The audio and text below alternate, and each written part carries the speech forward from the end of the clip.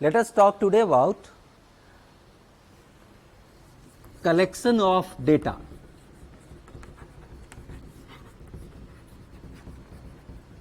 A new area of learning in research methodology. What is it? Collection of data. Now, let us understand, just recap, what is data? Data is defined as raw fact and figures. What actually happens with this data?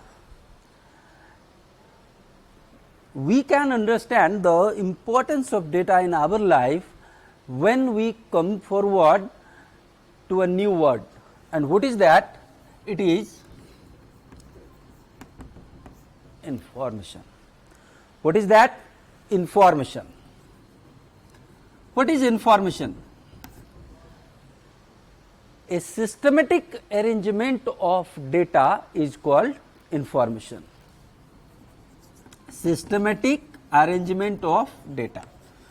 So, the first relevance of data is, if you want to retrieve or form any information, we need to have data.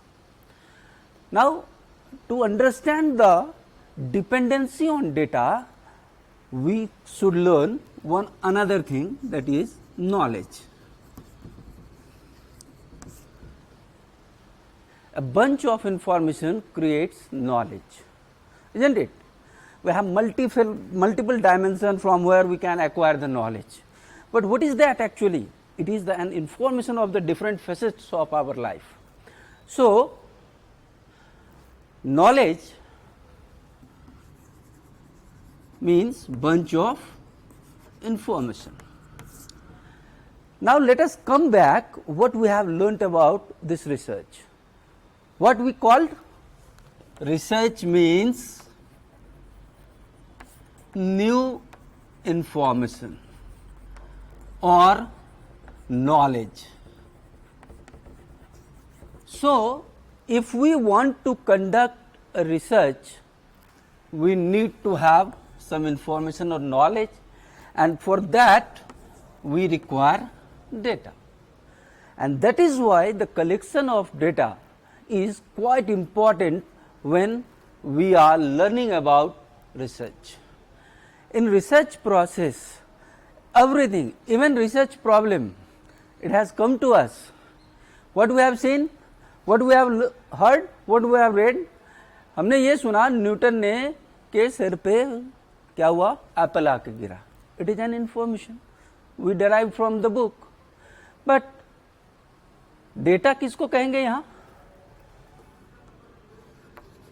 Newton के सिर पर सेब गिरा. Language की दृष्टि से हम इसको क्या कहते हैं? तो वाक्य कहते हैं. लेकिन ये वाक्य एक इंफॉर्मेशन के तौर पर तब है जब ये सिस्टमेटाइज है. अगर हम इसको ये लिखते कि गिरा सेब पर न्यूटन सिर, क्या आप इस सेंटेंस से उतने ही अक्षरों का ये बना है, क्या आप कोई एक मीनिंग निकाल सकते, कोई इंफॉर्मेशन, कोई नॉलेज? No, never. सो ये अपने आप में एक डेटा है और हम उनको क्या किया, हमने उनको अरेंज कर दिया लैंग्वेज के व्यू पॉइंट से. एक मीनिंगफुल सेंटेंस बना जो हमारे लिए इंफॉर्मेटिव था और हमने तब जाना कि अपने इन्हीं अनुभव के आधार पर न्यूटन ने अपने उस पॉपुलर लॉ के बारे में दुनिया को बताया. So that has came as, that is popular as research. So, we need to have data if we want to conduct a research. Now, from where we can derive this data? From where we can collect this data? From where we can have this data? So, there are two different sources are identified. Let us name that. If we name sources of data,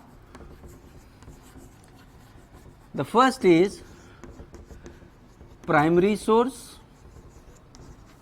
and the second is secondary source. Now, primary source of data, those sources which are identified or used by a researcher in its own way. There are two conditions: either those resources are being used for the first time, or existing research which other people have also used, but this particular researcher or me or you or anybody have exploited it in its own way, then it is known as primary source. What is secondary source? Secondary source of data means all those data which we are getting in use, which is collected by, which is identified by someone else. And the nature of data from these two sources are also quite different, and that is why when we say primary source give us primary data and the secondary source produces secondary data. So, for today what we have learned, what is data, what is information, how it is knowledge, and why this data is required for research, and from where we can have data. So, we have seen two types of sources, primary source and secondary source, which yield, primary source yield primary data and the secondary source yield secondary data. Primary source, whether it is for the first time being used or being exploited in a different way which has never before or very rare.